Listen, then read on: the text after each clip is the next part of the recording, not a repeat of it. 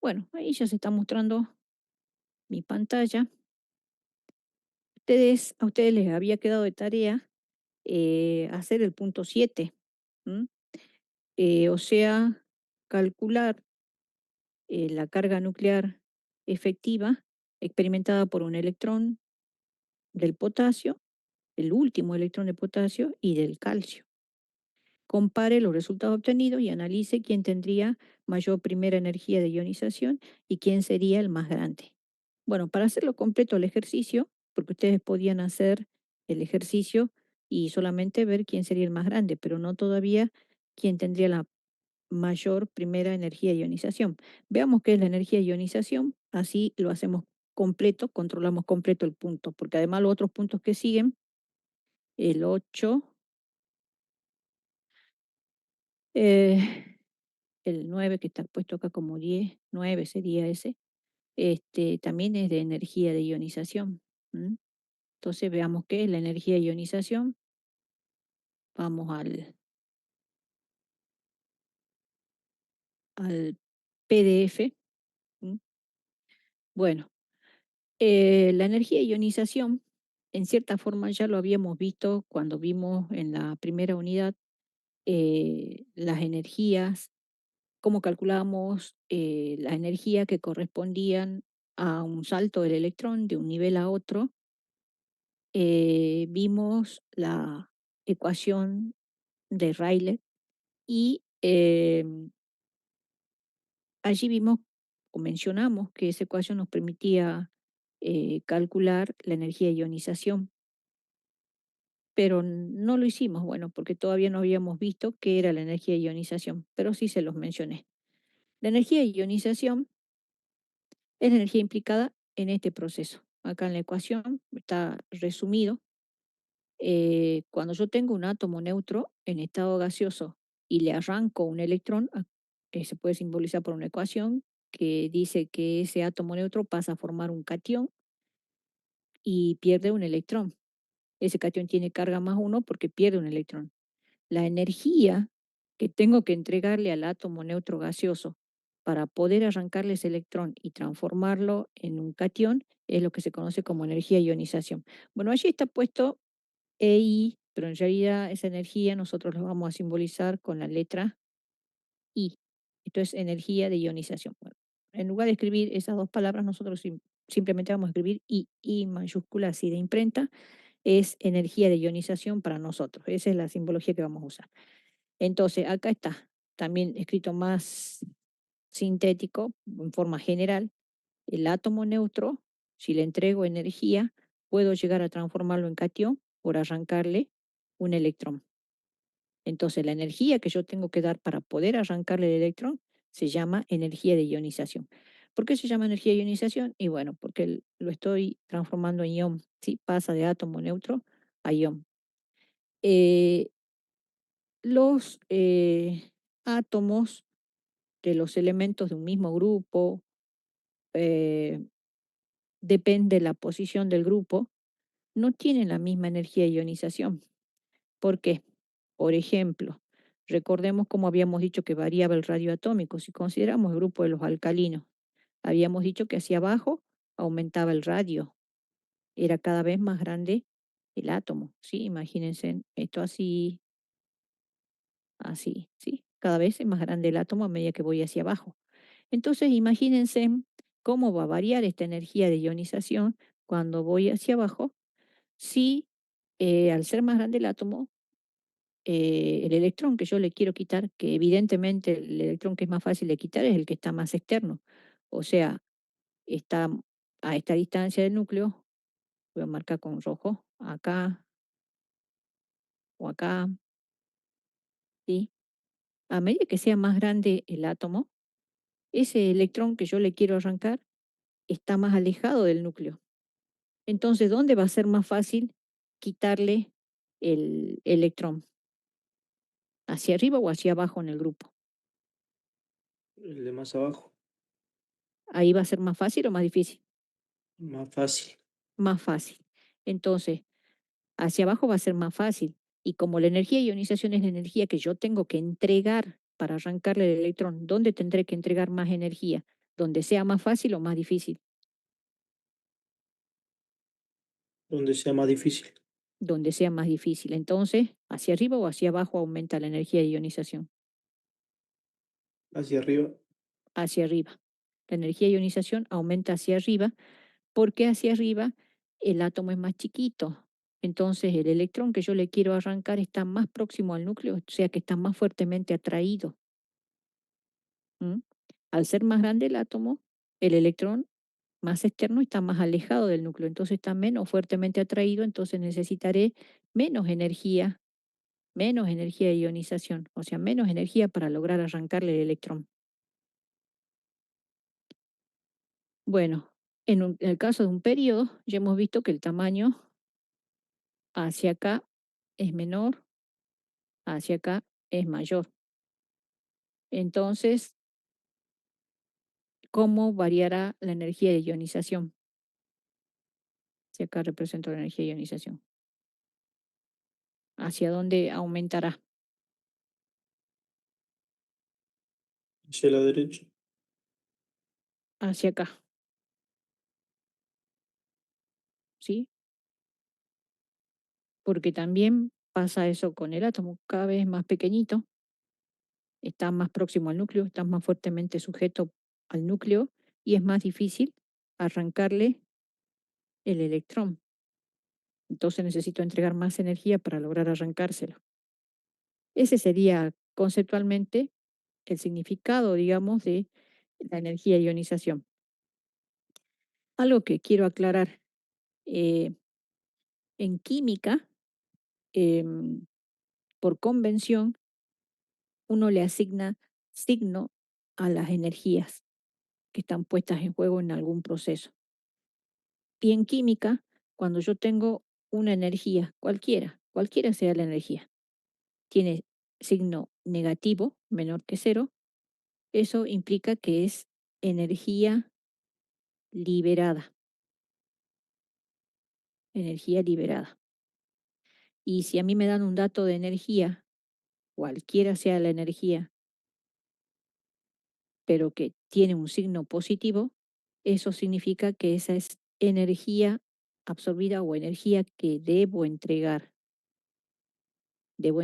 para que se produzca el proceso. ¿M? Eso vale siempre en química, no importa cuál sea la energía. Siempre que la energía que me estén mencionando, porque hay muchos tipos de energía de las que vamos a hablar en química, según el proceso en que está implicado, siempre que el signo sea negativo significa que es energía liberada. Y si el signo es positivo, es energía que hay que darle para que se produzca el proceso que se está estudiando. Entonces, ¿cómo les parece que será el signo de la energía de ionización siempre? De acuerdo a lo que les dije que era la energía. ¿Qué les dije que era la energía de ionización? Sería positivo porque hay que entregar esa energía para que despegar el átomo, el electrón, digo, del núcleo. Bien, muy bien. Esa es la respuesta, ¿sí?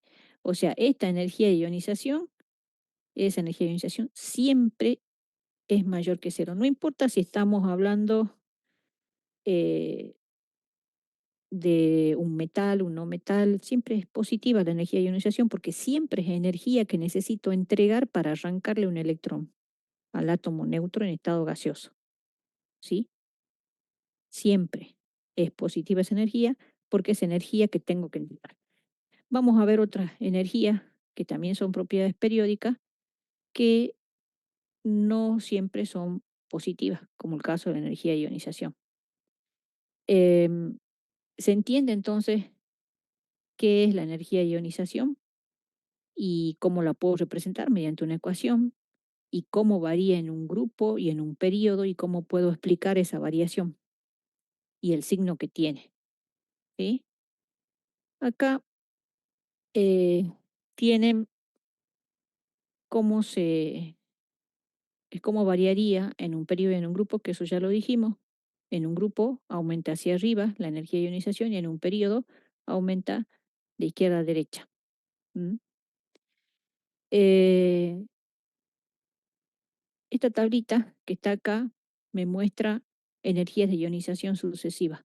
¿Cuándo hablamos de energía de ionización sucesiva? Bueno, supongamos que yo tengo el núcleo, tengo acá dos electrones y acá tengo uno, por ejemplo. Le arranco este electrón, para eso yo tengo que entregar energía, es la energía de ionización, para arrancarle ese electrón. ¿M? Como estoy por arrancar el primer electrón, hablo de una energía de ionización, la primera energía de ionización implicada en el proceso del arranque del primer electrón. Como el átomo suele tener más de un electrón, después que le arranque ese electrón, puedo intentar arrancarle otro electrón. Para eso tendré que entregar otra energía que también va a ser energía de ionización. Como estoy por arrancar el segundo electrón, diré energía de ionización 2 o segunda energía de ionización. ¿Para qué es esa energía? Para intentar arrancarle el segundo electrón. ¿M? Y así puede haber una tercera energía de ionización, por ejemplo, para este caso, y que va a estar implicada en el proceso de un arranque de un tercer electrón. Bueno, eso es lo que tengo mostrado acá en esta tabla, que eh, puedo también definir entonces energías sucesivas de ionización en virtud de que puedo ir arrancando más de un electrón. Y se van numerando esas energías como I sub 1, I sub 2, I sub 3 en función de la cantidad de electrones que le voy arrancando. Si ustedes se fijan en lo que está tabulado, por ejemplo, para el elemento sodio, dice que para arrancar el primer electrón necesito entregar 496 kilojoules por mol. Esa es la energía necesaria para arrancarle el primer electrón. Para arrancarle el segundo, necesito 4560 kilojoules por mol. Ven que a medida que voy arrancándole más electrones, cada vez es más difícil. Es más difícil. Miren acá en el caso del magnesio. Para arrancarle el primer electrón, 738 kilojoules por mol es lo que necesito. Para arrancarle el segundo electrón, 1450 kilojoules. Es más difícil arrancarle entonces el segundo electrón. Y el tercer electrón, 7730 kilojoules por mol. Mucho más difícil. Bueno, entonces esa variación se observa siempre. Entonces, una vez que le arranqué un electrón, puedo intentar arrancarle los demás electrones y van a estar implicadas energías de ionización sucesivas, pero siempre lo que se va a observar es que cada vez es más difícil, es más alta la energía necesaria. Eso por un lado. Por otro lado, eh, voy a escribir acá la configuración electrónica del sodio. ¿M? Para eso yo necesito saber su número atómico. ¿M?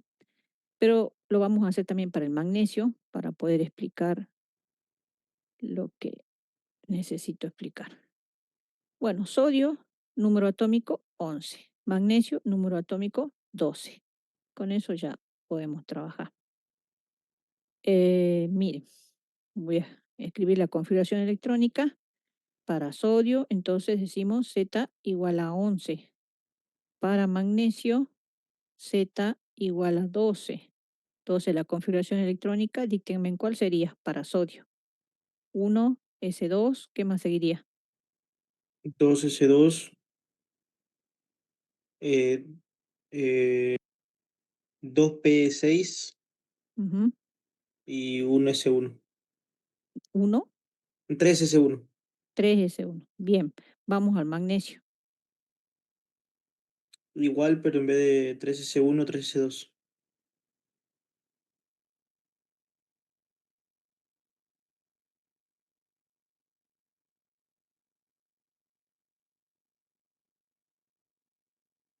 Bueno, fíjense, eh, en el caso del, del sodio, ¿sí? Esta energía es la que necesito para arrancarle este electrón. ¿M? Una vez que ya le arranqué ese electrón, que es el electrón más externo, el electrón de la capa de valencia, fíjense que en la configuración electrónica yo tengo, esta es mi capa n igual a 1. Estos son los orbitales y los electrones que están en la capa n igual a 2. en la capa n igual a 3, que sería su capa de valencia, se llama capa de valencia porque tiene los electrones más externos. La importancia de la capa de valencia es que tiene los electrones que participan en la formación de los enlaces. Esos son los electrones más reactivos que tiene. Bueno, le arranco usando esta energía el primer electrón y ya les quité todos los electrones de la capa de valencia. Al quitarle ese electrón, ya se queda con la capa anterior. Y cuando intento quitarle la capa anterior, ¿cómo está? ¿Está completa o incompleta? Está completa. Completa. Y habíamos dicho que justamente cuando tenemos una capa completa, ¿qué característica tiene? ¿Cómo es la configuración? Muy Ines- estable. Muy estable. Entonces, cuando yo le quité este electrón, le quité todos los de la capa de valencia. Entonces quiere decir que ha quedado ya con una configuración súper estable. Y esa es la razón por la que la segunda energía de ionización es muy alta en comparación a la primera. Fíjense en que se dispara el valor, casi 10 veces más alto. Es muy, muy alto. Eso me está diciendo, normalmente cuando se dispara el valor de la energía sucesiva, de energía de ionización sucesiva, me está diciendo, le terminaste de arrancar los electrones de valencia. Eso es lo que me está diciendo. Miren acá, por ejemplo, para el magnesio. Esta sería mi capa n igual a 1. Esta sería mi capa n igual a 2. Esta es mi capa n igual a 3, o sea, la capa más externa, la capa de valencia. La primera energía de ionización, este es el valor que necesito para arrancarle un primer electrón, ¿sí? Y 1. Y cuando le quiero arrancar el segundo electrón, tengo un valor más grande, es más difícil. Cuando ya le arranqué los dos electrones, para arrancarle un tercer electrón, miren el valor de energía que necesito ya para producir un arranque en n igual a 2. ¿Por qué pasa eso? Porque le terminé de arrancar los electrones de la capa de valencia. Estoy intentando arrancarle electrones de una capa muy estable ya. Por eso se dispara el valor de la energía de ionización, la tercera en este caso, para el caso del magnesio. Quiere decir entonces, si a mí me dan los valores de energía sucesivas de ionización para un determinado elemento, yo me puedo dar cuenta de cuántos electrones le puedo arrancar como máximo, porque cuando ya ha logrado una configuración estable, es difícil que logre arrancárselo.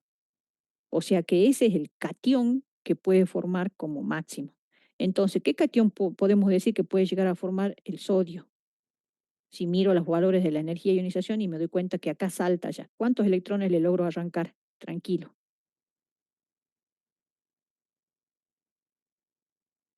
¿Qué dicen? Uno, Sodio más uno. ¿Cuántos electrones le logro arrancar? un solo electrón. Uno solo.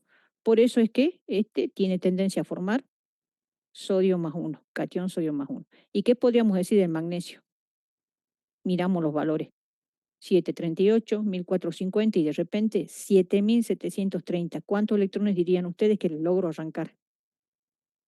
Dos, Dos. ¿Qué catión entonces dirían ustedes que tiene tendencia a formar el magnesio? magnesio más dos. Más dos. Hagamos lo mismo, pero ahora miremoslos al aluminio. Miren los valores. ¿Qué dirían? ¿Cuántos electrones le logro arrancar al aluminio? Le podría lograr arrancar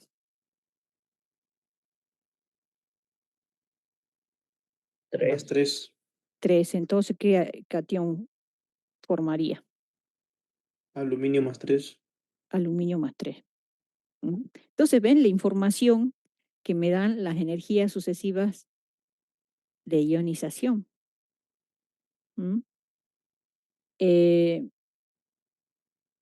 Normalmente arrancar más de 3 electrones es difícil. ¿Mm? Cuando tengo eh, iones con cargas más altas, no es que se estén perdiendo o logrando arrancar 4 electrones, sino que está trabajando con ese estado de oxidación, pero ya no este, con enlace iónico, sino covalente. Cuando ya veamos enlace covalente, ahí vamos a ver por qué. Llama, pedir arrancar más de 3 electrones no es posible, digamos, ¿sí?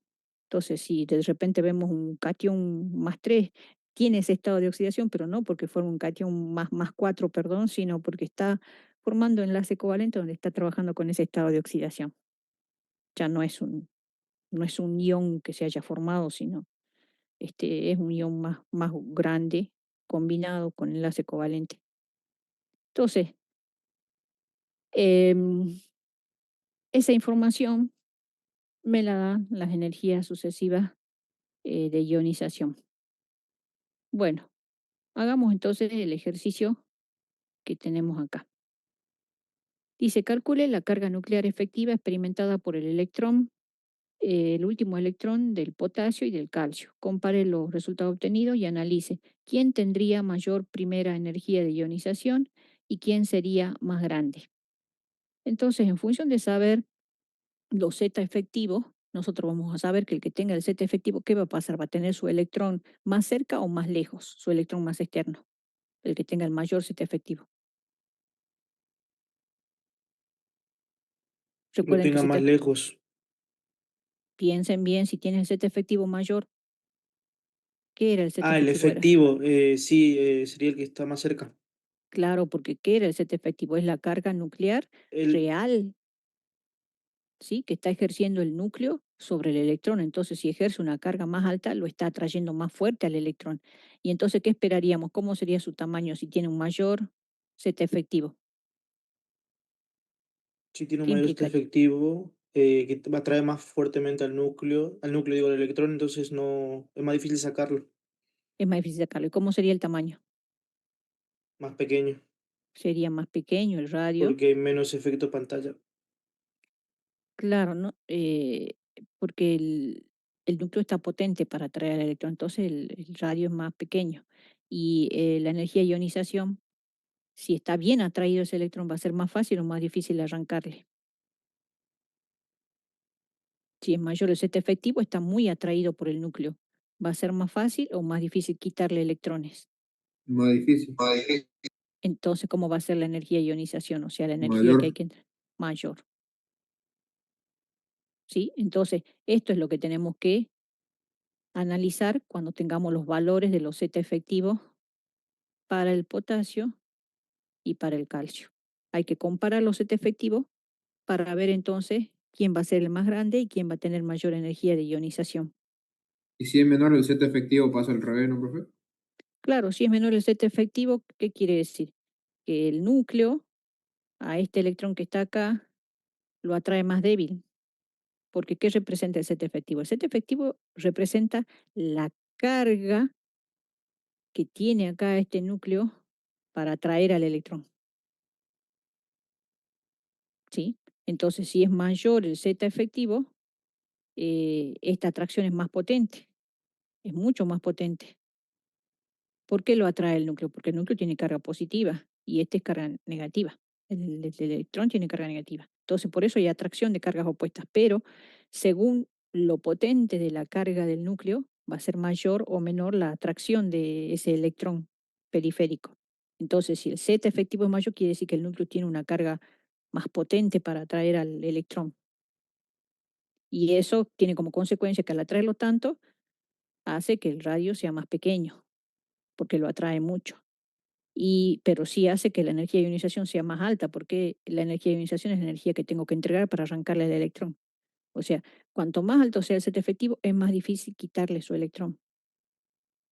Por eso es más alta la energía de ionización. ¿Sí? Hagamos entonces el cálculo rápido de los Z efectivos para potasio y calcio, y así vemos quién teóricamente es el más chico y quién tiene mayor energía de ionización. La primera, porque estamos suponiendo que le vamos a arrancar el, el primer electrón, ¿sí? Sería calcular o comparar la primera energía de ionización. Y vamos a arrancar el primer electrón. Bueno, para eso tenemos que saber los Z. El potasio tiene Z igual a 19. ¿M? Y el calcio tiene Z igual a 20. Z igual a 20. Bueno, ¿cuál sería la configuración electrónica del potasio? Me la van dictando. 1S, 2.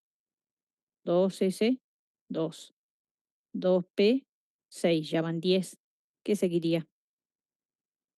3S, 13-2. ¿qué más?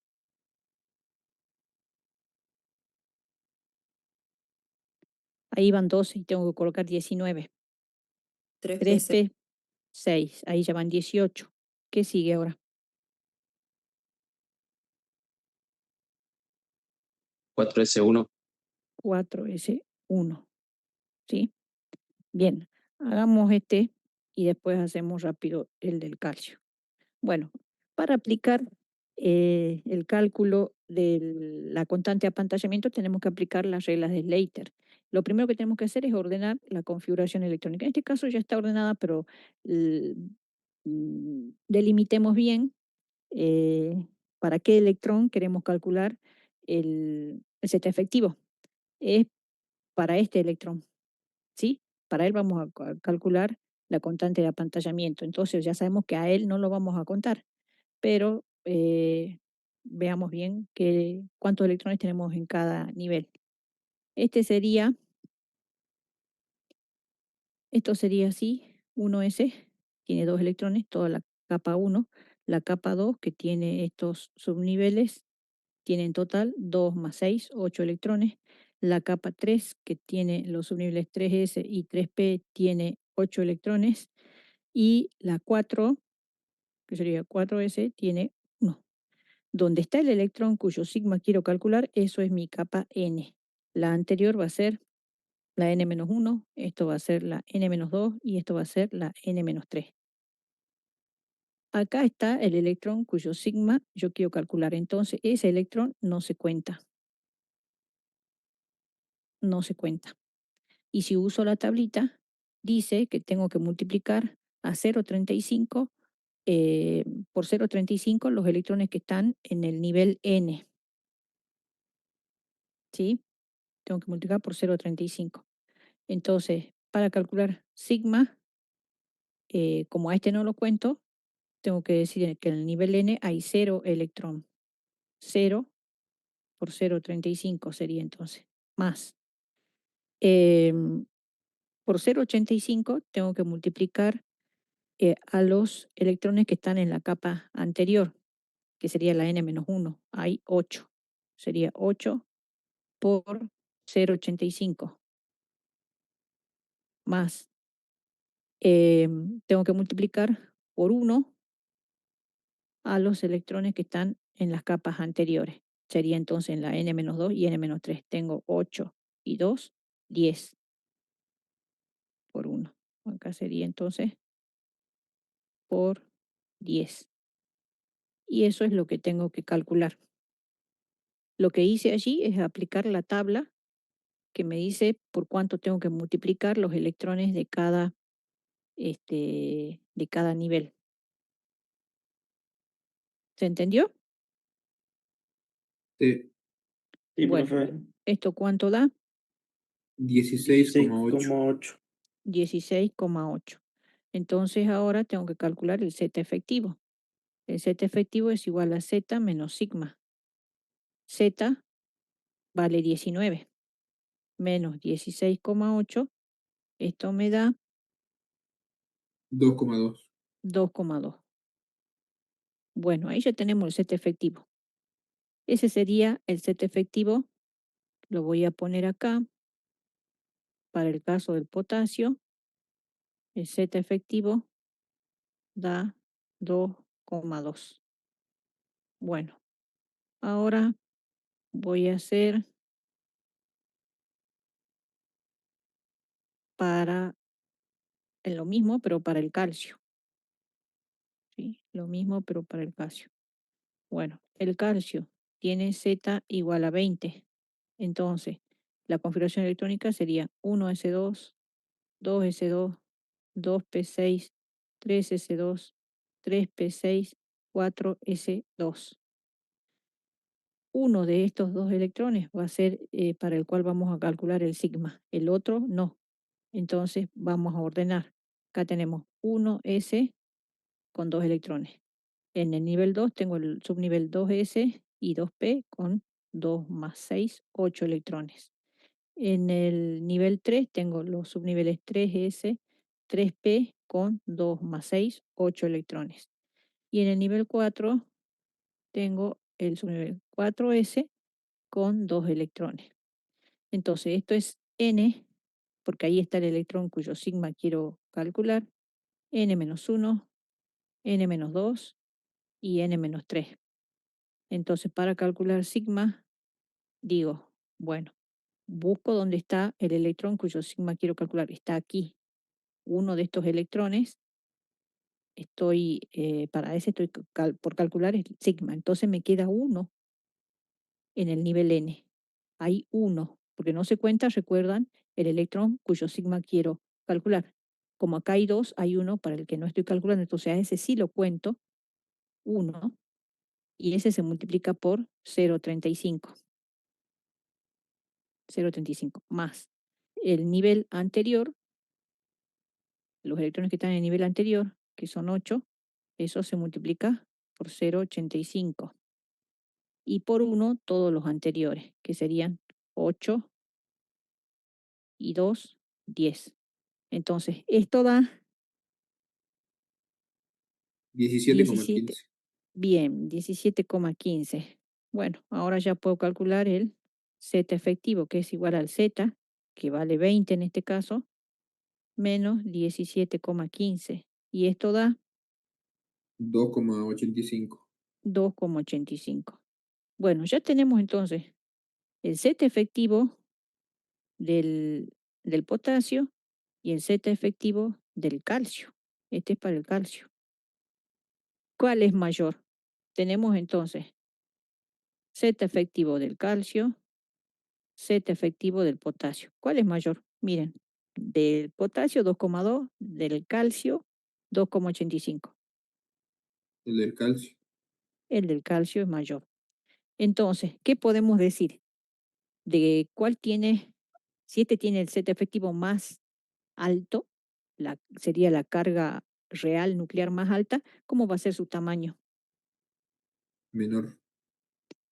Entonces quiere decir que el radio del calcio es menor que el radio del potasio, ¿sí? Es menor. Y la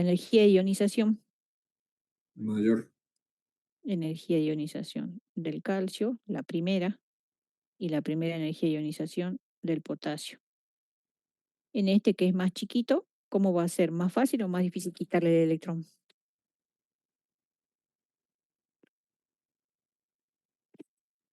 El que es más chiquito porque el Más set efectivo es difícil. más grande. Es más difícil, entonces por eso la primera energía de ionización es más alta.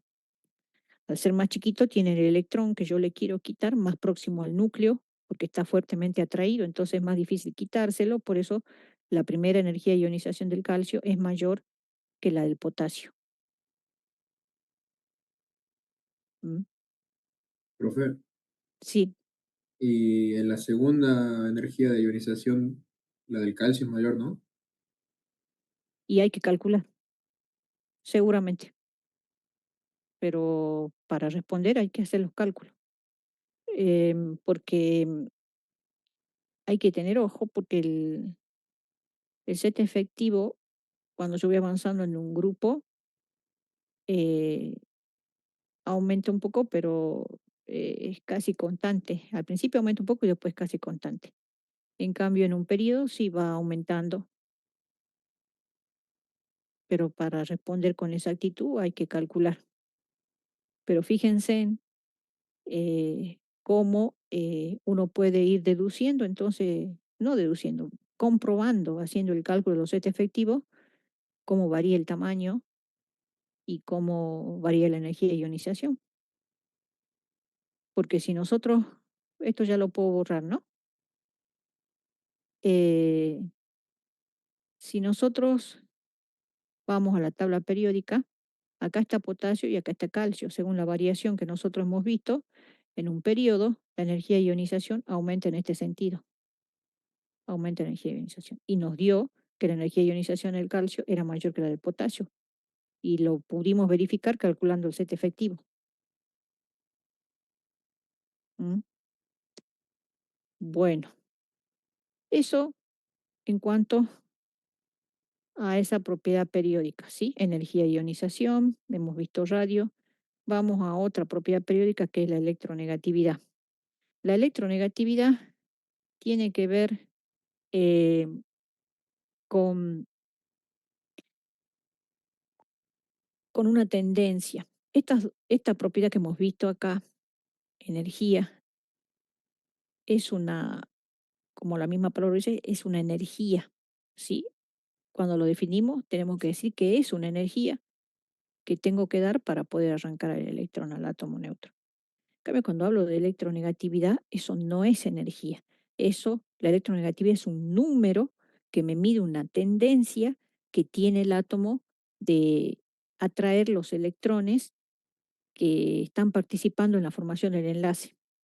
Eh, por ejemplo, acá tengo un enlace entre hidrógeno y oxígeno, los dos son no metales, entonces ellos se suelen vincular por enlaces de tipo covalente.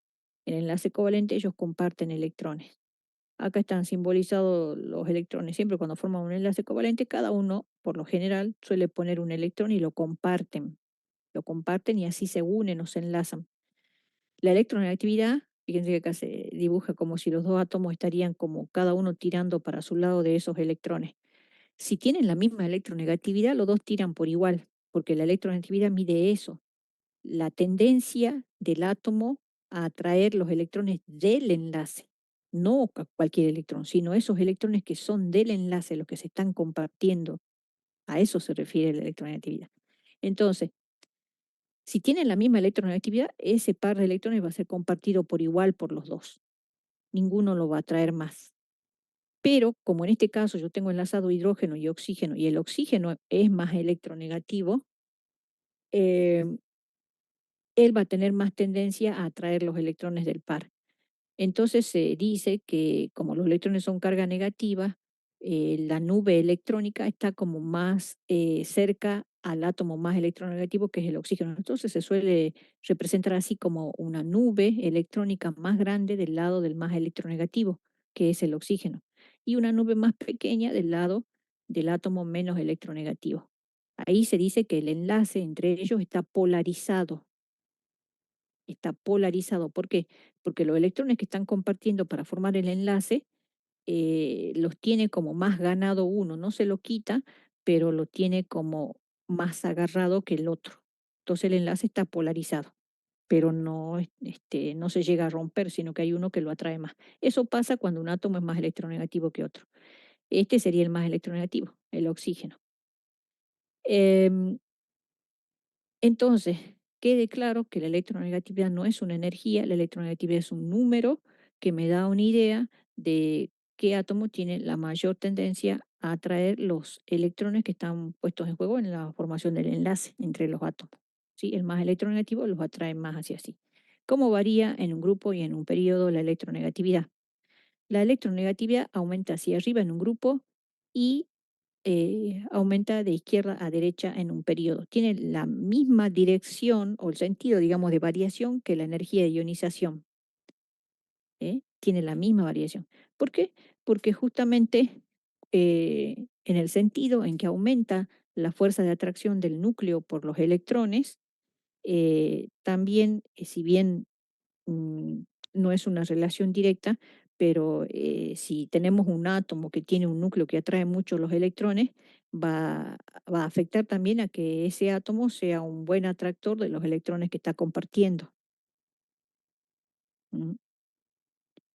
Si es un átomo que atrae mucho los electrones, va a tener tendencia a atraer también los electrones que está compartiendo. Por eso, eh, la electronegatividad tiene la misma variación que la energía de ionización. Aumenta en el mismo sentido, pero son cosas diferentes. En función de cómo sean las electronegatividades de los átomos, ya vamos a ver cuando entremos a enlace, eh, son diferentes los tipos de enlace que tienen tendencia a formar los átomos. Cuando yo tengo átomos que se enlazan eh, y ambos tienen la misma electronegatividad o electronegatividad, si no son iguales, al menos son un poco parecidas, van a tener tendencia a enlazarse por enlace covalente, o sea, compartiendo electrones. En cambio, cuando yo tenga átomos que tengan mucha diferencia de electronegatividad, haya uno que tenga poca tendencia a atraer electrones con uno que tenga mucha tendencia a atraer electrones, el tipo de enlace que van a tener tendencia a formar va a ser tipo de enlace iónico. ¿Por qué? Porque cuando hay uno que es muy atractor de los electrones, como por ejemplo un no metal, ellos suelen tener mucha fuerza de atracción por los electrones frente a un metal que ellos no tienen mucha tendencia a traer electrones, ellos más bien tienen tendencia a perder electrones, son poco electronegativos. Cuando se enfrentan ellos dos y se tienen que enlazar, se enlazan, pero lo hacen por enlace iónico, a tal punto que ya que el metal tiene tendencia a perder electrones, lo va a perder y se lo va a dar directamente al que tiene mucha tendencia a ganarlo. Entonces, uno se transforma en catión, el otro se transforma en anión y se forma un enlace iónico entre ellos. ¿M? Por transferencia directamente de electrones. Ahí no hay copartición.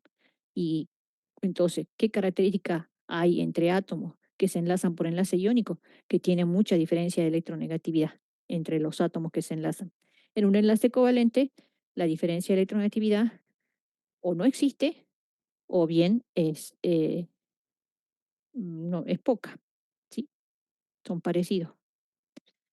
Otra propiedad periódica que tiene que ver también con esta tendencia a perder electrones de los metales es el carácter metálico.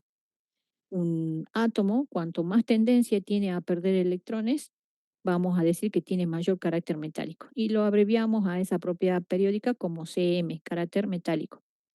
Bueno, entonces cuando haya más facilidad para perder electrones, vamos a decir que aumenta su carácter metálico. Obviamente, cuanto más grande es el átomo, o sea, hacia abajo, vamos a tener más facilidad para perder electrones, entonces el carácter metálico aumenta hacia abajo.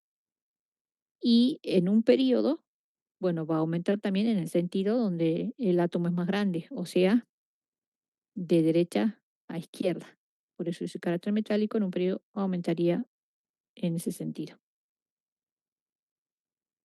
Em, la otra propiedad periódica que vamos a ver antes de hablar del potencial atómico efectivo es la afinidad electrónica, que la vamos a abreviar así, AE, afinidad electrónica. Esta sí es una energía, pero esta es una energía puesta en juego para que se produzca esto que está acá. En este caso, voy a subir un poquito. eh, ahí está. Fíjense, tengo un átomo neutro que tiene tendencia a ganar electrones y entonces va a formar un anión. La energía implicada en ese proceso se llama afinidad electrónica.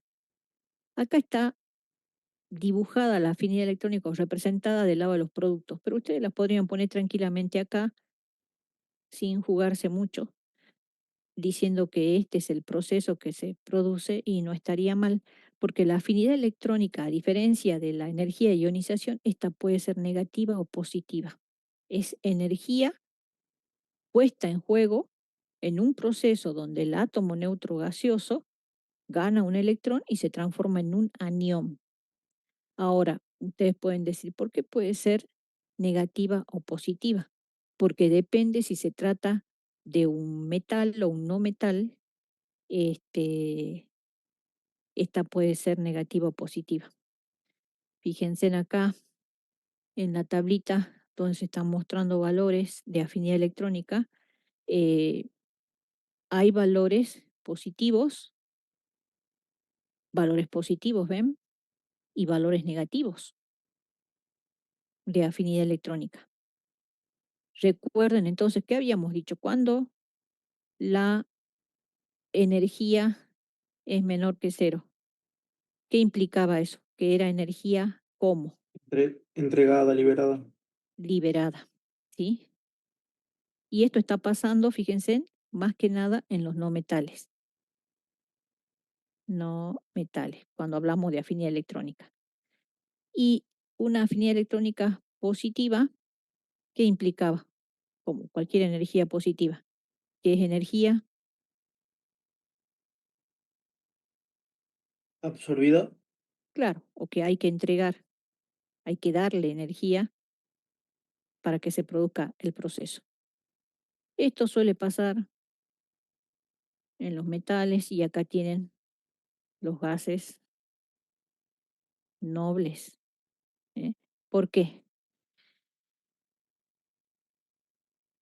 La afinidad electrónica es la energía liberada, por eso está puesta acá, si se trata de no metales.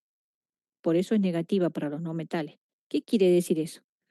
Cuando yo les hago esta pregunta, que ya lo habíamos dicho, pero no sé si se acuerdan cuando vimos estructura atómica. Em, ¿A qué tienden los átomos? ¿A pasar a estar en un estado más estable o inestable?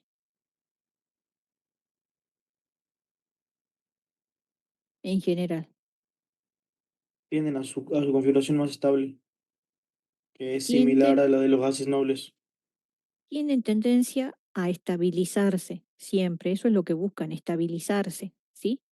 Entonces, estabilizarse, y sigo haciendo alusión a lo que ya habíamos dicho, implica quedar con poca energía o con mucha. ¿Cuánto está más estable un átomo? Cuando tiene poca o mucha energía.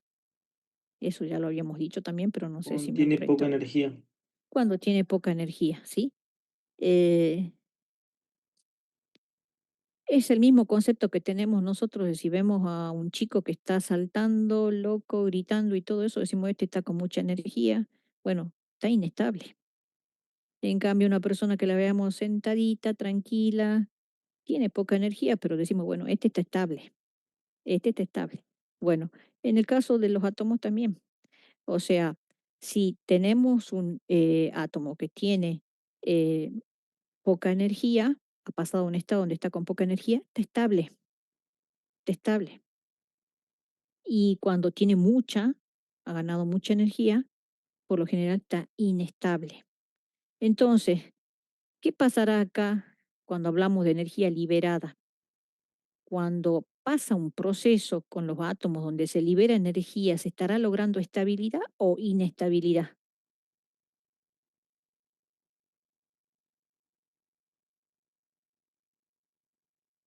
De acuerdo a todo lo que dijimos. Si se libera energía, vuelvo a repetir, ¿se estará logrando estabilidad o inestabilidad? Si está liberando energía, va a terminar con poca energía. Entonces, ¿logrará estabilidad o inestabilidad liberando energía? Busca la estabilidad liberando la energía. Exacto, ¿sí?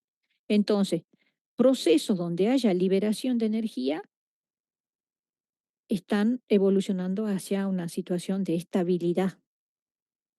¿M? Entonces, acá, cuando decimos que los no metales eh, liberan energía transformándose en aniones, porque eso es lo que estaríamos diciendo, se están estabilizando. Los no metales, al formar aniones, se estabilizan y sabemos que eso es cierto porque ¿para qué forman aniones? Para ganar electrones. ¿Y para qué lo ganan? Para completar el octeto. ¿Y para qué completan el octeto? Para lograr estabilidad. ¿Mm? Los no metales se estabilizan ganando electrones para completar el octeto porque ellos tienen muchos electrones en la capa de valencia. Entonces ellos logran el octeto ganando electrones. Y ganando electrones se transforman en aniones. Y transformándose en aniones que logran estabilidad. Entonces, por eso para ellos la afinidad electrónica es negativa porque ellos se estabilizan así. En cambio, los no metales tienen tendencia a ganar electrones. Los metales tienen tendencia a ganar electrones. Los No. metales, ¿eh? No. Los metales más bien tienen tendencia a perder, por eso ellos tienen carácter metálico. Su carácter metálico justamente dice que tienen carácter metálico porque tienen tendencia a perder. Entonces, ellos tienen tendencia a perder, ellos son formadores de cationes o aniones. Cationes. Cationes, o sea, su tendencia natural de los metales es la de formación de cationes, no de aniones. Por eso es que si yo quiero definir la afinidad electrónica de un metal, por lo general va a ser positiva. ¿Por qué? Porque su tendencia no es a formar aniones y la definición de afinidad electrónica tiene que ver con la formación de aniones. Esta es la definición de afinidad electrónica. La afinidad electrónica es la energía implicada en la formación del anión. Cuando el átomo neutro gana un electrón y gana un electrón y forma el anión. ¿Mm? Eso es. O sea, olvídense de que esto está acá. Yo podría definir la afinidad electrónica así. Es la energía implicada en la formación del anión. Esta puede ser negativa o puede ser positiva. Negativa por lo general para los no metales y positiva para el metal o el gas noble. ¿Mm? O sea, es positiva para aquellos que no tienen tendencia a formar aniones. ¿Por qué? Porque estos más bien se desestabilizarían formando aniones porque no es su tendencia. El gas noble, ¿por qué tiene afinidad electrónica positiva? Porque el gas noble es estable, es inerte, a él no le conviene ni ganar ni perder electrones, él ya tiene una configuración estable. ¿Mm? Entonces, ese proceso no es favorecido, el de ganancia de electrón. Bueno, entonces, ustedes, si yo les digo, por ejemplo, a ver, acá nomás, acá tienen tabulados afinidades electrónicas. Les pido que miren estas dos. Acá dice menos 3,49 y acá dice menos 3,25. Dice, no sé si se nota bien, pero dice menos 3,25 para el bromo. Esas son las afinidades electrónicas de ellos dos. Ahora yo les pregunto a ver si me han entendido. ¿Esas son sus afinidades electrónicas? ¿Es lógico que sean negativas? Sí. ¿Por qué? Eso me está diciendo que ellos liberan energía cuando forman aniones. Eso me está diciendo. Ellos liberan energía cuando forman aniones. ¿Y eso qué implica? Ellos se estabilizan formando aniones, porque liberar energía es estabilizarse. Ellos se estabilizan formando aniones. Ahora, ¿quién se estabiliza más? ¿Qué dirían ustedes entre cloro y bromo? ¿Quién libera más energía? El cloro porque es más negativo. Exacto. El cloro libera más energía. Entonces, cuanto más negativa la afinidad electrónica, más energía libera, o sea, más se está estabilizando al formar anión. ¿Mm? Eso quiere decir que él tendrá más o menos tendencia a retener electrones. Más. Más tendencia. El que tiene mayor afinidad electrónica tiene más tendencia a retener electrones. Tiene más tendencia a formar aniones. De todas esas formas se puede decir. ¿Mm? Fíjense entonces que como los gases nobles son muy estables, ellos no tienen tendencia a ganar electrones, por eso ellos tienen afinidad electrónica positiva, porque directamente ellos tienen rechazo a ganar electrones, porque ellos ya están estables. Y en el caso de los metales, o la tienen positiva, porque ellos no tienen tendencia a ganar, sino a perder electrones, o la tienen negativa, pero bajita.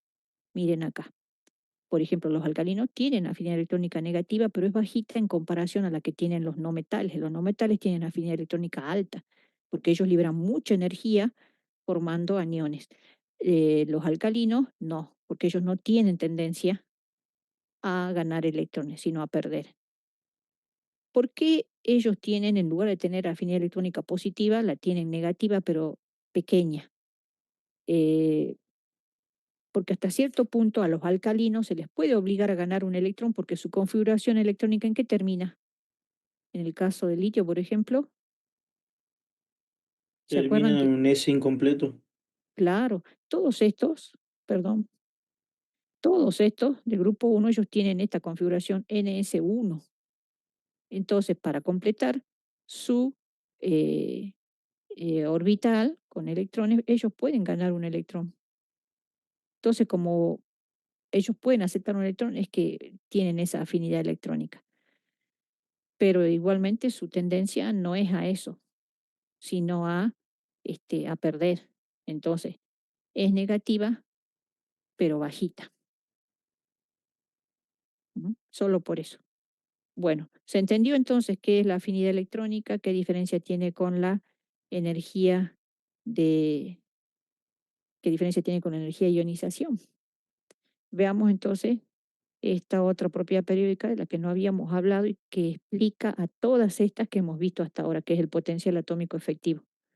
El potencial atómico efectivo se define por esta relación matemática. Se lo representa así, un phi efectivo. Potencial atómico efectivo se llama y se lo calcula haciendo la relación entre el Z efectivo, que ya hemos visto cómo se calcula, y el radio atómico. O sea, es una relación entre la carga y el radio. El potencial atómico efectivo, matemáticamente, bueno, no nos dice nada, pero tenemos que tratar de entender físicamente qué significado tiene. Me da una idea del campo de atracción que ejerce el núcleo sobre los electrones. O sea, me dice cuán fuerte está el núcleo para atraer los electrones. Y fíjense que justamente va a tener una variación que uno la puede inferir si tiene en cuenta el tamaño de los átomos.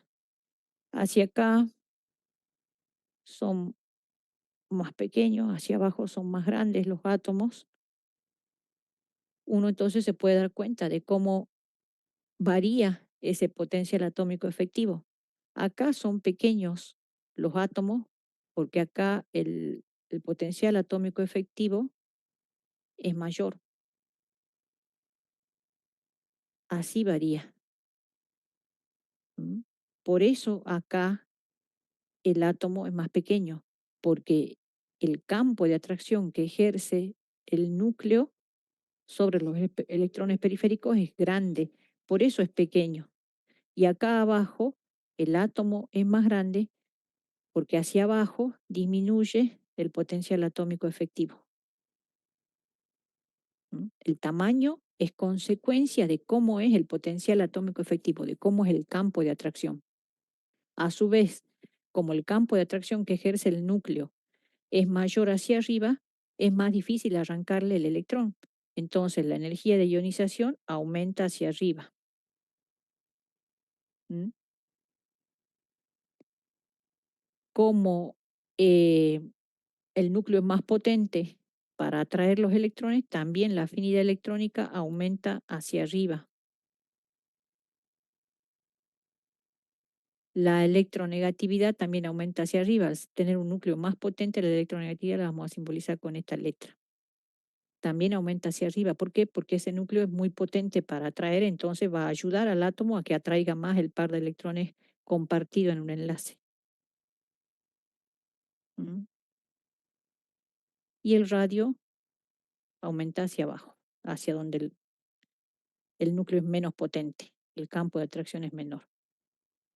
En todas esas propiedades afecta el potencial atómico efectivo. Falta el carácter metálico. ¿Dónde será mayor el carácter metálico? Recuerden que el carácter metálico tiene que ver con la tendencia a perder electrones, de acuerdo a cómo es la variación del potencial atómico efectivo que aumenta hacia arriba en un grupo. ¿Cómo será entonces el carácter metálico? ¿Cómo tendrá la variación? ¿Dónde será más Igual que el fácil que radio, pierda?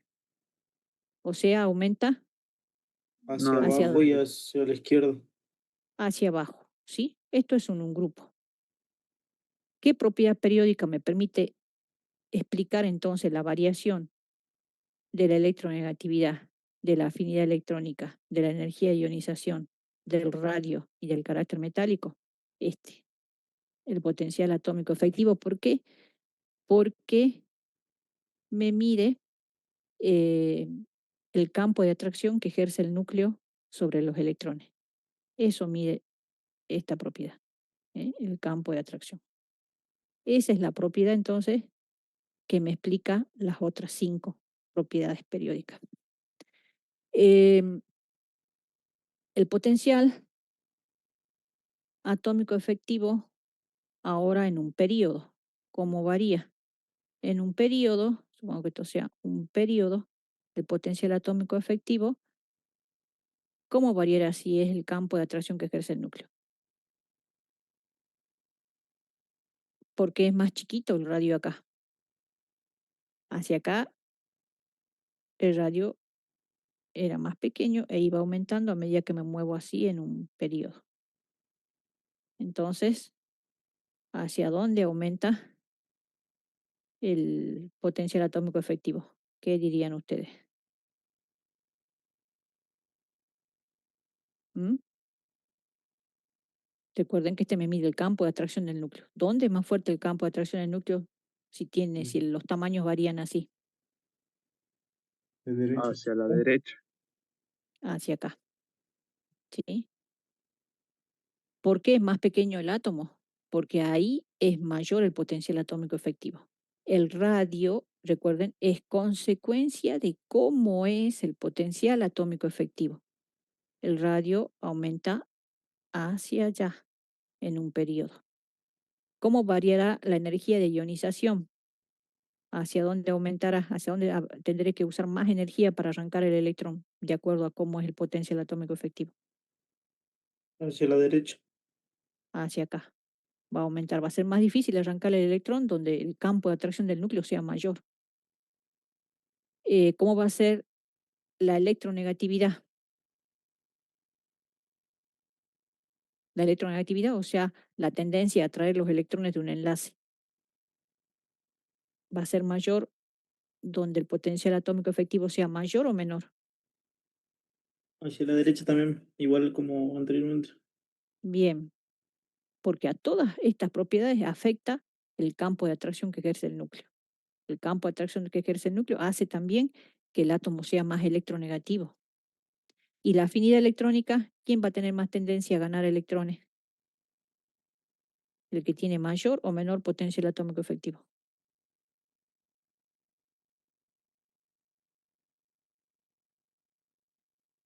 Para responderme eso, tienen que recordar que mide el potencial atómico efectivo. El potencial atómico efectivo mide el campo de atracción del núcleo sobre los electrones. Entonces, ¿hacia dónde aumentará la afinidad electrónica? ¿Quién va a tener más tendencia a ganar electrones? ¿El que tiene un mayor campo de atracción o el que tiene menor campo de atracción? El que tiene menor. Eh, razonemos bien. Si tiene que ganar electrones, ¿quién los va a atraer más? ¿El que tiene mayor o menor campo de atracción? El de mayor hacia la derecha. Claro, hacia acá. Tienen que imaginárselo, chicos. Para ello tienen que hacerse la idea de lo que significa el potencial atómico efectivo. El potencial atómico efectivo me mide el campo de atracción que ejerce el núcleo. Eso les tiene que quedar bien grabado en la cabeza. Eso es lo que mide. Entonces, ¿cómo va a ser el poder de atracción de los electrones? ¿Quién va a tener más tendencia a ganarlo? Y el que tenga un mayor campo de atracción del núcleo. Le va a costar menos ganarlos porque tiene mucha tendencia a atraerlos. Entonces tiene mayor afinidad electrónica, mayor electronegatividad. Necesito usar mayor energía de ionización para poder arrancar el electrón porque el electrón está muy atraído si hay un potencial atómico efectivo alto. ¿Mm? Entonces, todas estas propiedades, electronegatividad, afinidad electrónica, energía de ionización, radio, carácter metálico, se explican por cómo varía el potencial atómico efectivo. ¿Sí? Bueno, esa es la forma en que lo tienen que estudiar. Luego tenemos otro grupo de propiedades periódicas que se explican por cómo varía otra propiedad periódica que se llama potencial iónico. El potencial iónico se define así, con la letra phi, con el signo más menos. ¿Por qué? Porque el potencial iónico se puede calcular para un catión y para un anión. Y se lo calcula dividiendo la carga del ión, ya sea catión o anión, sobre el radio del ión. Entonces, carga sobre radio es potencial iónico y se lo puedo calcular para un catión o para un anión. En función del valor del potencial iónico, el elemento puede presentar distintas propiedades en relación a estas propiedades periódicas. ¿Qué me mide primero? Este potencial iónico. El potencial iónico también me mide un campo de atracción. Así como el potencial atómico efectivo medía el campo de atracción que ejerce el núcleo sobre los electrones, el potencial iónico es una medida del campo eléctrico que genera el ión, del campo de atracción que genera el ión. Entonces, cuanto mayor sea el potencial iónico de un catión o de un anión, quiere decir que su campo de atracción que él genera es más alto. ¿M? Es más alto. Y ese campo de atracción que genera el anión o el catión afecta a estas propiedades periódicas que están numeradas allí: a la entalpía de hidratación, al poder polarizante del catión, el tipo de enlace y la fuerza ácida o básica. Bueno, vamos a ver. Em,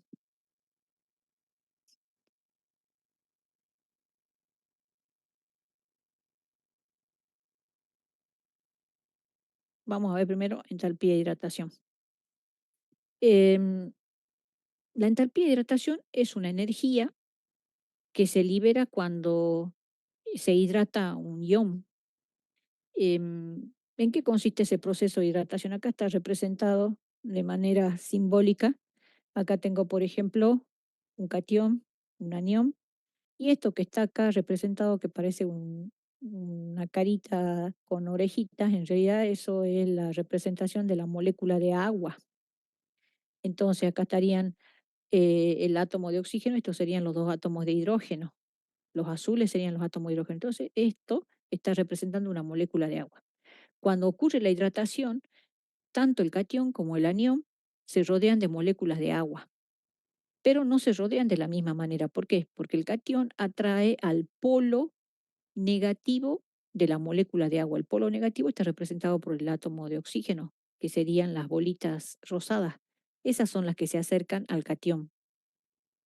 En cambio, si hablamos del anión, atrae también a las moléculas de agua, cuando se hidrata se rodea de moléculas de agua, pero como el anión tiene carga negativa, atrae a la parte positiva de la molécula de agua, que serían los átomos de hidrógeno. Por eso las bolitas celestes que representarían los átomos de hidrógeno están orientadas más cerca del anión. Esto sería lo que pasaría, por ejemplo, si yo estaría tratando de disolver cloruro de sodio, que es una sal iónica que cuando la intento disolver primero se rompe el cristal, se separan en catión y anión. Eso es lo primero que sucede, pero ¿gracias a qué se rompen? Se rompen porque ellos interactúan con las moléculas de agua y los cationes se rodean de moléculas de agua de esta manera y los aniones se rodean de moléculas de agua de esta manera. Y ese proceso de hidratación es previo al proceso de solubilización del compuesto iónico. Esto ocurre, ¿sí? Se llama proceso de hidratación porque el solvente en este caso es agua, y se llamaría solvatación si el solvente sería otro líquido que no sea agua. Bueno, cuando ocurre ese proceso, cuando ocurre ese proceso de hidratación previo a la solubilización del compuesto, eh, se libera energía.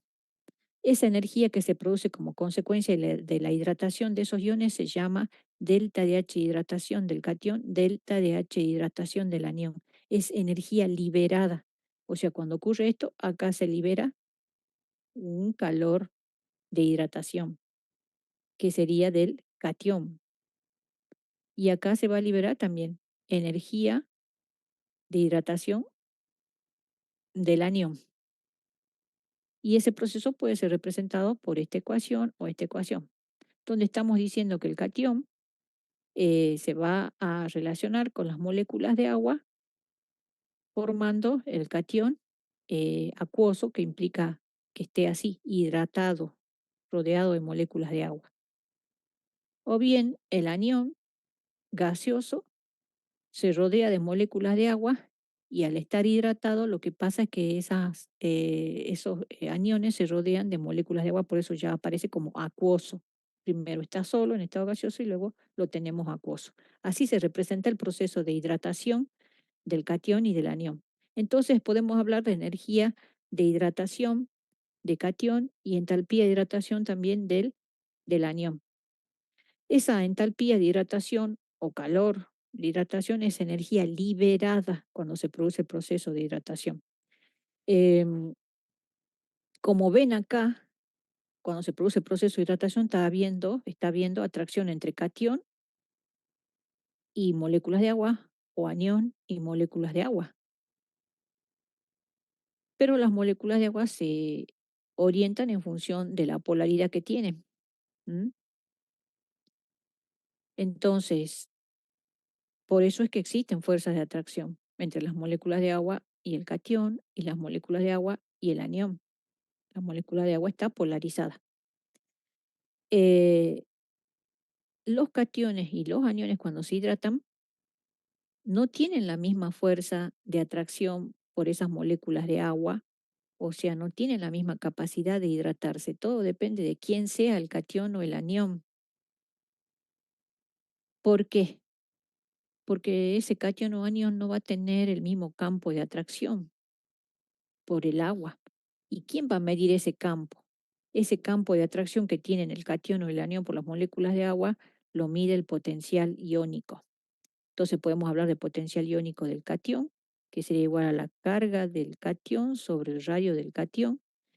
Y si este potencial iónico es alto, entonces va a implicar que va a haber una entalpía de hidratación del catión que también va a ser grande. O sea, va a poder rodearse fácilmente de moléculas de agua y se va a facilitar el proceso de disolución. Lo mismo para el anión. Si tiene un potencial iónico grande, el anión va a tener una entalpía de hidratación del anión, lo que va a implicar que va a liberar energía cuando se rodee de las moléculas de agua, y cuanto más energía libere, me está diciendo, bueno, este proceso está favorecido. Recuerdan que energía liberada implica que hay una estabilización, o sea que ese proceso está favorecido porque se está logrando una estabilización cuando se disuelve. ¿M? Entonces, ¿qué podemos decir? Podemos eh, comparar los potenciales iónicos, por ejemplo, de diferentes cationes. Cuando nosotros tenemos potenciales iónicos más altos, vamos a poder decir que hay una entalpía de hidratación más alta y eso implica una mayor liberación de energía, o sea, un proceso de solubilización eh, más fácil porque se libera energía, o sea, hay una estabilización en ese proceso de disolución. ¿M? Todo eso implica esto. Bueno, ¿se entendió esto? La relación que hay entre potencial iónico y entalpía de hidratación. Cuando esto se toma, un parcial, eh, uno podría, por ejemplo, preguntarle por qué un catión que tiene mayor entalpía de hidratación, ¿por qué tiene mayor entalpía de hidratación, por ejemplo? Y darle dos cationes diferentes. Si yo quisiera fundamentar eso, tendría que calcular los potenciales iónicos de cada catión y ver cuál tiene mayor potencial iónico, porque el que tenga mayor potencial iónico va a tener mayor entalpía de hidratación. Y eso es lógico, porque justamente el proceso de solubilización implica la atracción de moléculas de agua por parte del catión y del anión. Entonces, si hay un alto potencial iónico, quiere decir que ese proceso es favorecido porque un alto potencial iónico implica un campo de atracción potente. Entonces atrae con facilidad las moléculas de agua, o sea que se hidrata fácilmente y por lo tanto está favorecido el proceso de disolución. En este caso, los delta H de hidratación siempre son energía liberada. O sea, ¿qué signo tienen los valores de entalpía de hidratación si son energía liberada?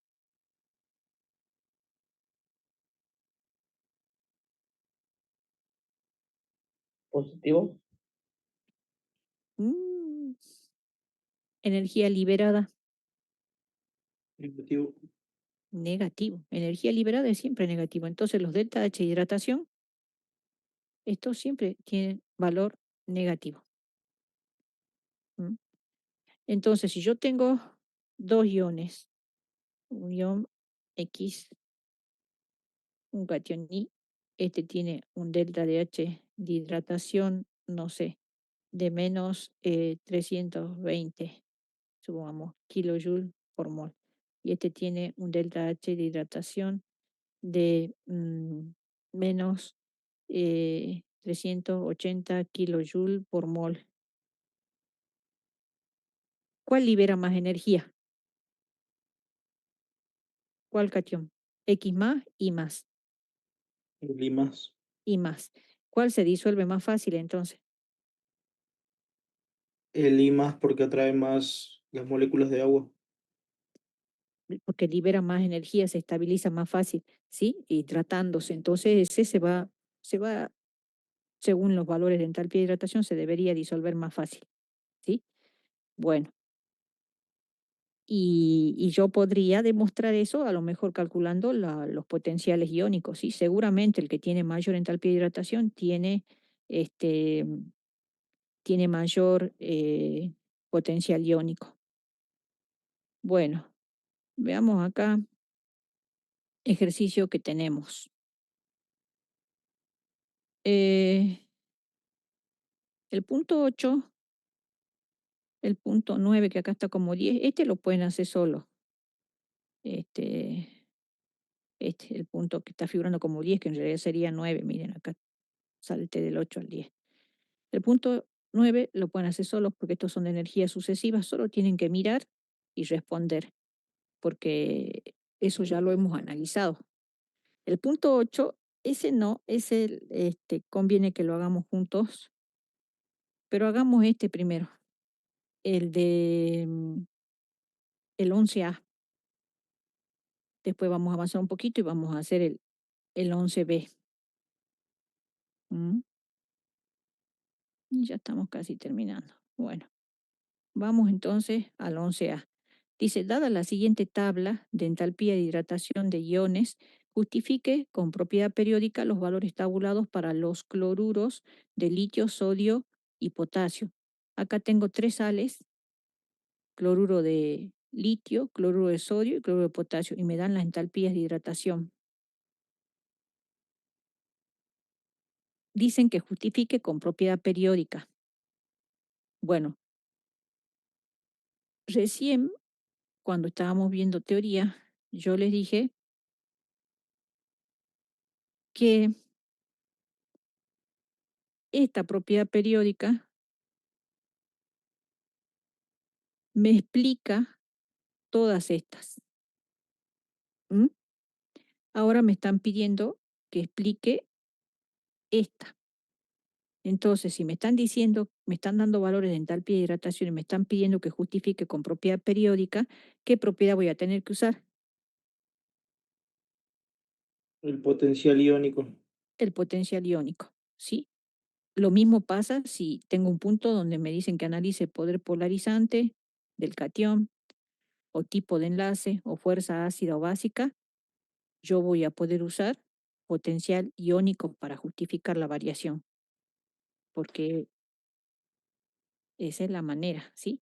Bueno, entonces ya sabemos que acá, si me están dando para 3 compuestos la entalpía de hidratación y me piden que justifique con propiedad periódica, yo tengo que usar el potencial iónico para justificar por qué tienen esos valores. Entonces veamos cómo podemos hacer.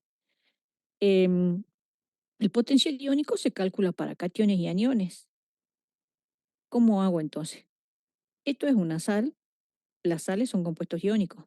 Esto es otra sal y esto es otra sal. Los compuestos iónicos están formados por iones. ¿Qué iones? Bueno, el litio, sodio y potasio, ¿de qué grupo de la tabla periódica son?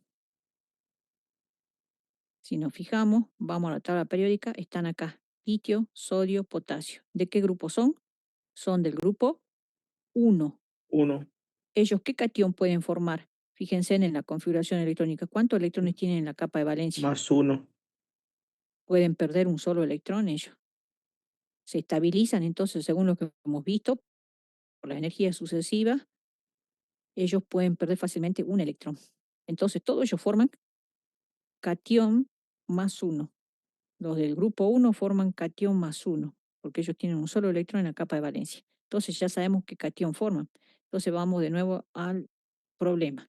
Este va a formar litio +1, sodio +1, potasio +1.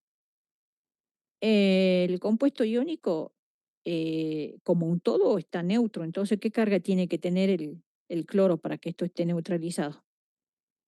Al estar -1. con -1. Acá también -1 y acá también -1. Entonces ya sabemos que en todos estos compuestos tenemos el cation litio +1, cation sodio +1, cation potasio +1. Y los aniones, en todos los casos, es cloro -1. Si estos tienen valores de entalpía de hidratación que son diferentes, miren, -898, -784, -701. Hay diferentes valores de entalpía de hidratación, pero ellos tienen todos el anión cloruro. La diferencia en el valor de la entalpía de hidratación entonces está dada no por el anión, porque el anión es el mismo, está dada por los cationes. Entonces quiere decir que yo puedo justificar el diferente valor de la entalpía de hidratación que tienen los tres compuestos si veo quién tiene mayor potencial iónico de los cationes, no de los aniones, porque los aniones son los mismos, en todos son anión cloruro. Porque cuando yo tengo un compuesto iónico, llámese cloruro de litio, por ejemplo, acá yo tengo una entalpía de hidratación. Pero esa entalpía de hidratación de este compuesto se calcula como la suma del delta H de hidratación del cation más el delta de H de hidratación del anión. ¿Mm? Ya cuando veamos grupo 1, ahí vamos a ver un ejemplo o ejemplos concretos vamos a ver. Ahora lo vemos así en forma general. Sepan que para calcular la entalpía de hidratación de un compuesto iónico, yo tengo que sumar la entalpía de hidratación del cation y del anión. En general es así.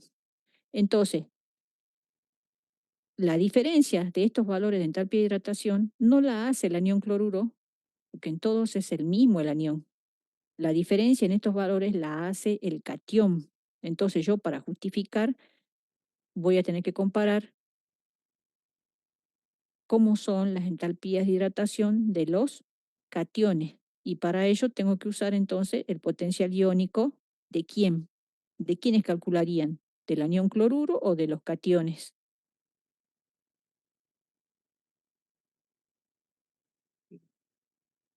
De los cationes.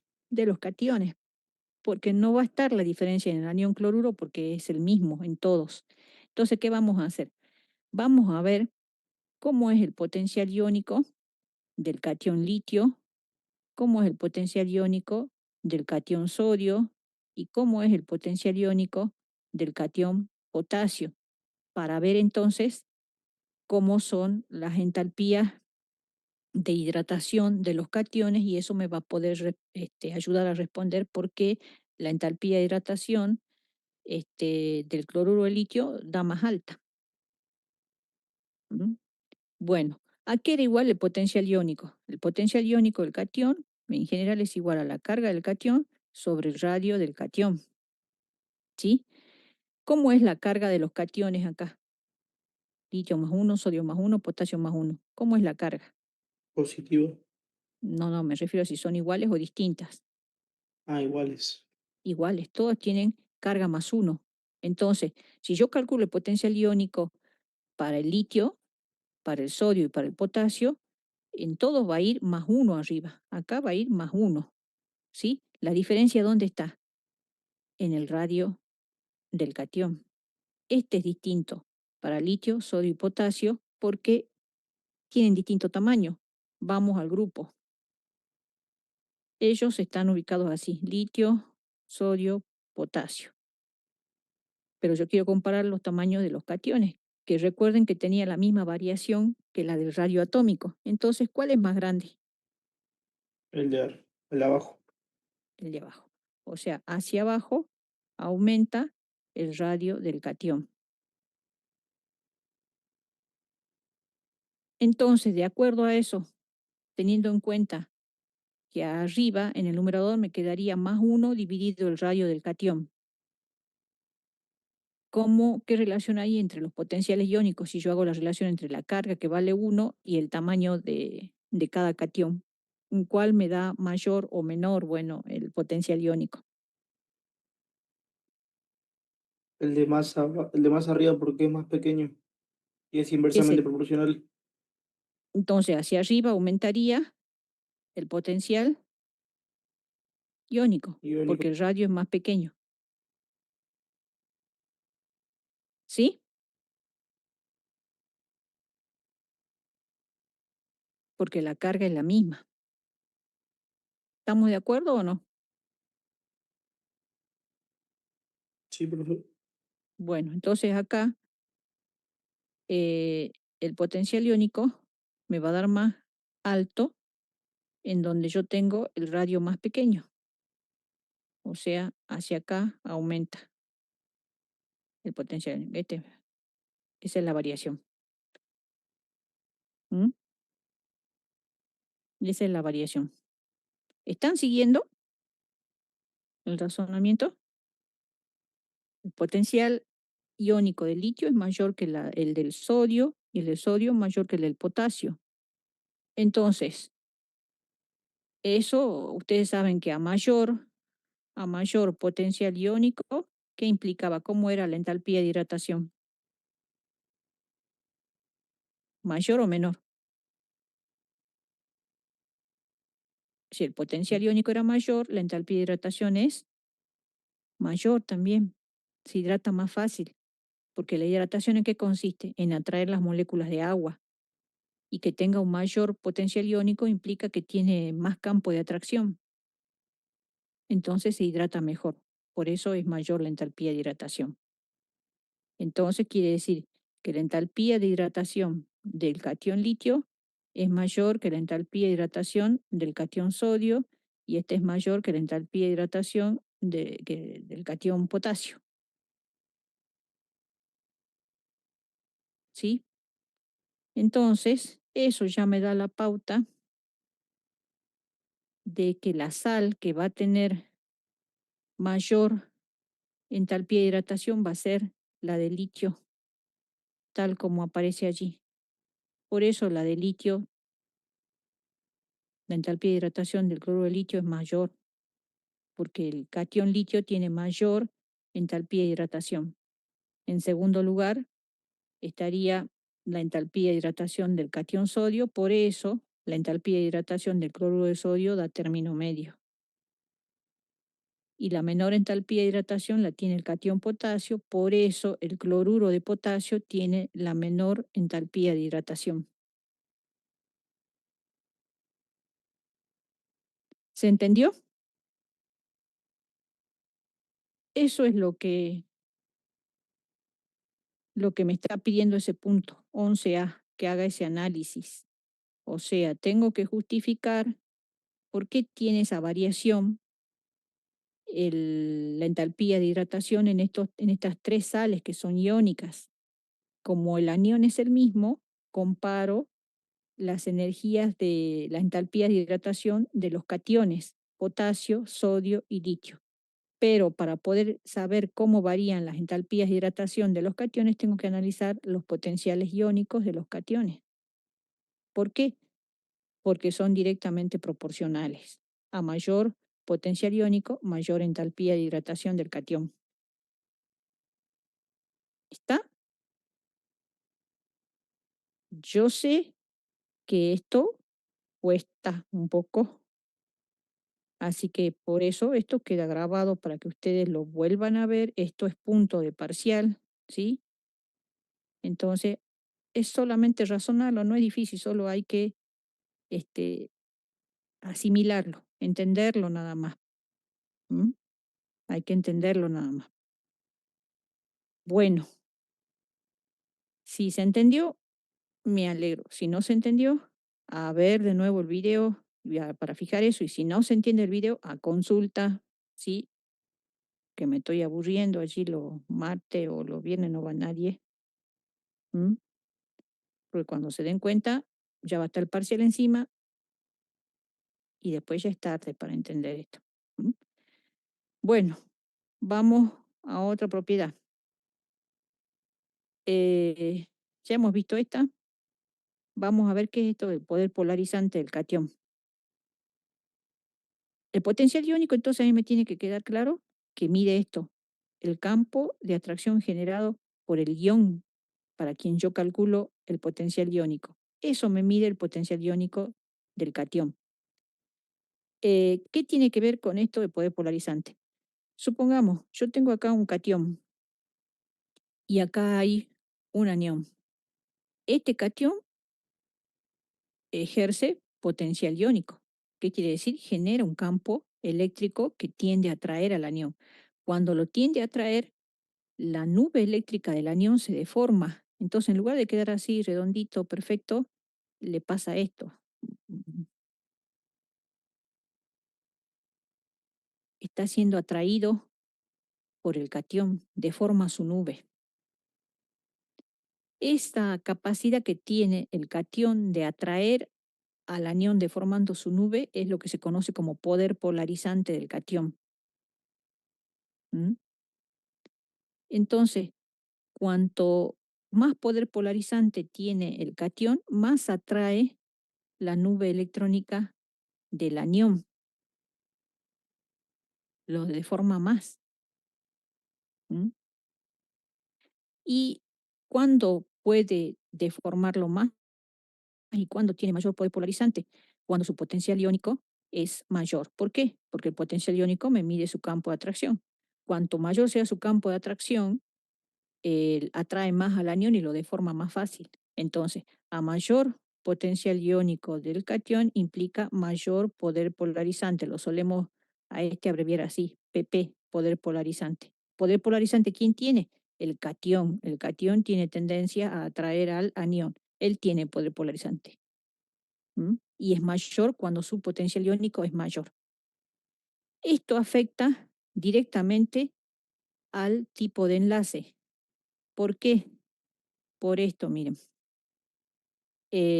Cuando yo tengo enlace iónico, en el enlace iónico hay transferencia de electrón. Hay transferencia de electrón.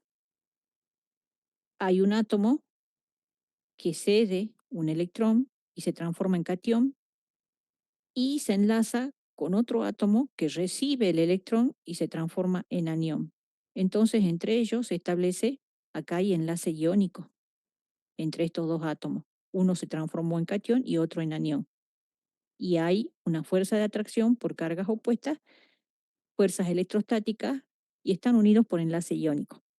Ahora, si este catión tiene alto poder polarizante, ¿qué es lo que hace? Hace esto.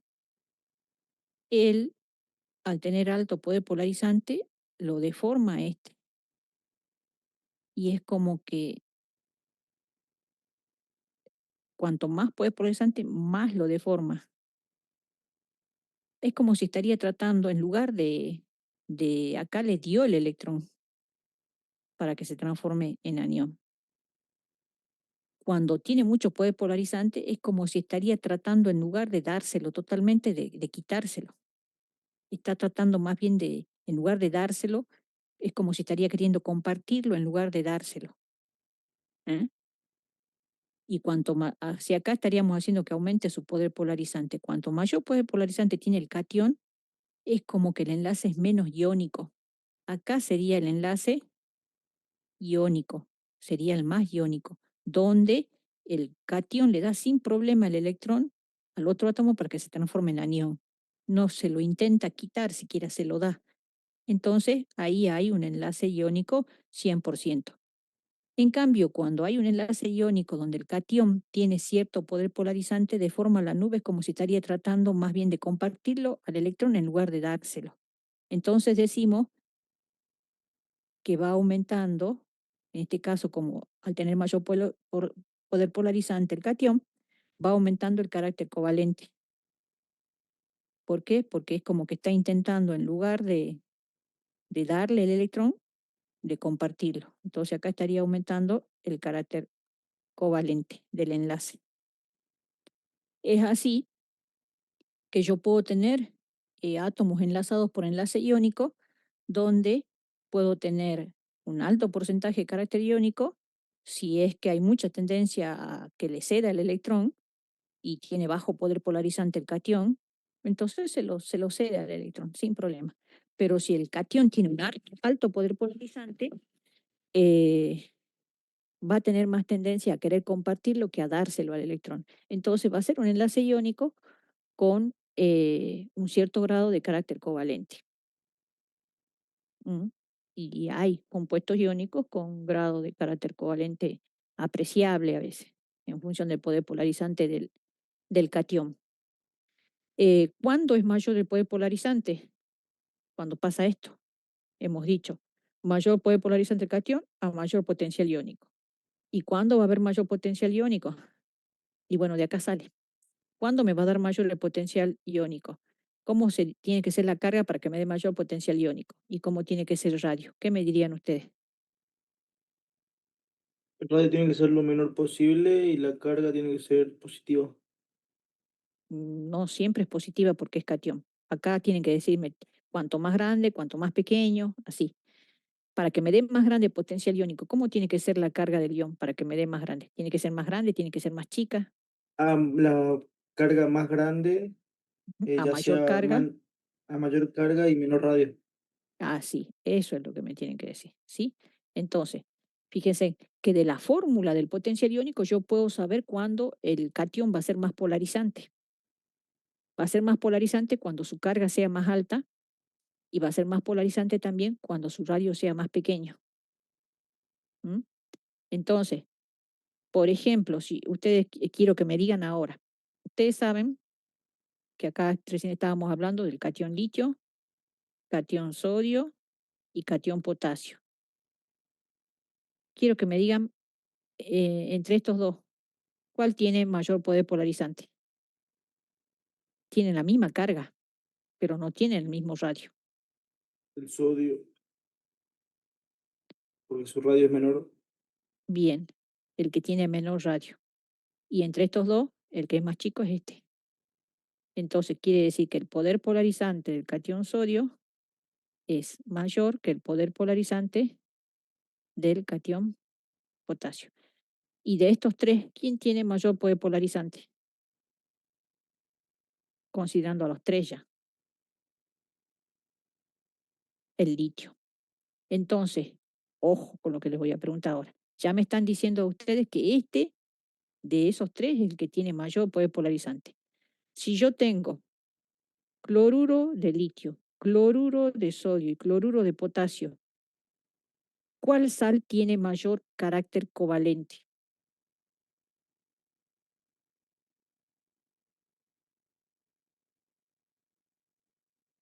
Ujú. Sería la de más abajo porque es la que No, menos no, quiere quitar. no. Este es cloruro de litio, cloruro de sodio y cloruro de potasio. Usted tiene que decirme, el cloruro de es el que tiene mayor carácter covalente. Así quiero que me diga. El Hable, cloruro El hable. de de, litio tiene mayor carácter, profe. Carácter Covalente. covalente. ¿Por qué? Porque a mayor potencial va No, a mayor poder polarizante, mayor carácter covalente. mayor poder polarizante de quién. El cloruro de litio. No, Del litio litio nomás. nomás. del catión litio. Poder polarizante, ahí lo dice, ¿quién lo tiene? El catión, no el átomo neutro. El catión litio tiene mucho poder polarizante, entonces el enlace iónico que forma en el cloruro de litio tiene mucho carácter covalente. ¿Sí? Ese sería el razonamiento. Bueno, de esos tres, cloruro de litio, cloruro de sodio, cloruro de potasio, ¿cuál tiene mayor carácter iónico?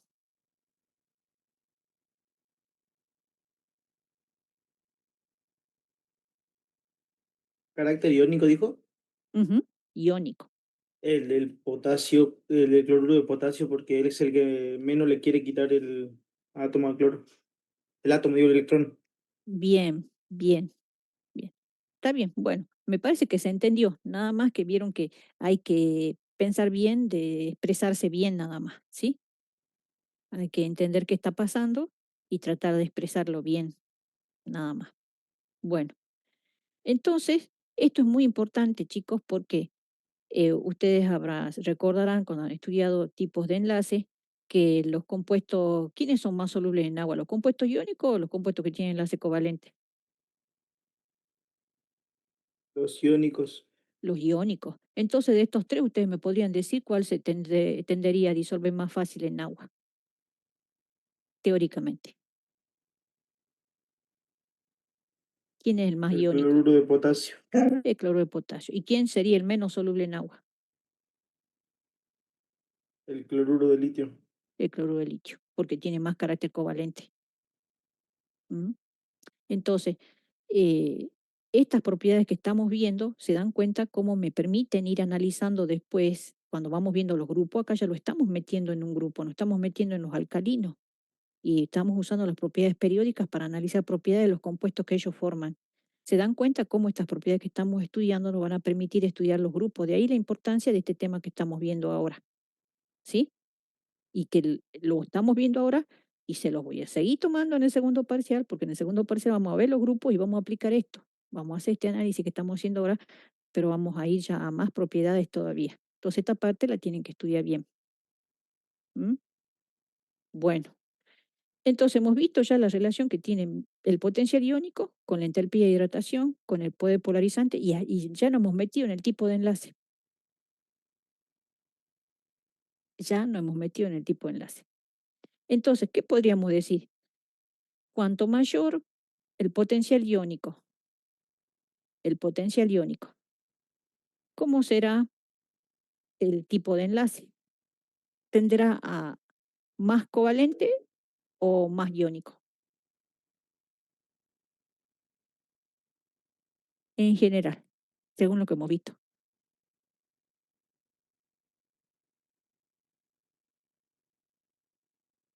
Recién lo dijeron ustedes, así que no lo deberían poder decir. ¿Más covalente o más iónico? Para hablar de esto.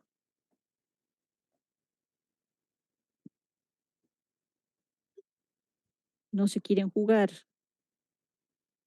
Mayor enlace covalente, más carácter covalente, más ¿sí? carácter.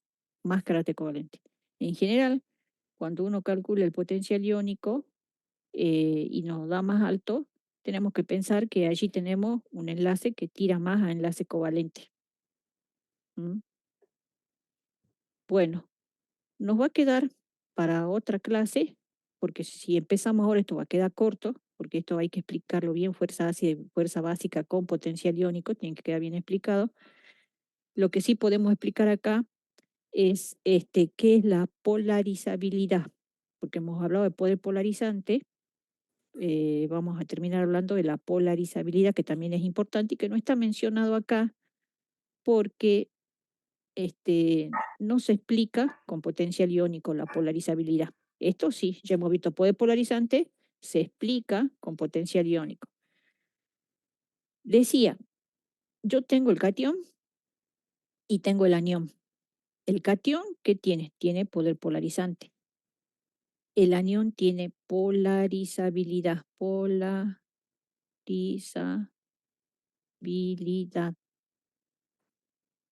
El poder polarizante es la capacidad que tiene el catión de poder atraer al anión y de formar su nube. Eso es el poder polarizante. Y la polarizabilidad es la capacidad de deformarse que tiene el anión. O sea que está bien, el catión tiene poder polarizante, tiende a atraer la nube electrónica del anión y de esa manera es como que está tratando más bien de formar enlace covalente que enlace iónico. Pero resulta que también influencia en el enlace cómo es la polarizabilidad del anión. porque hay aniones que son más fáciles de deformar que otros.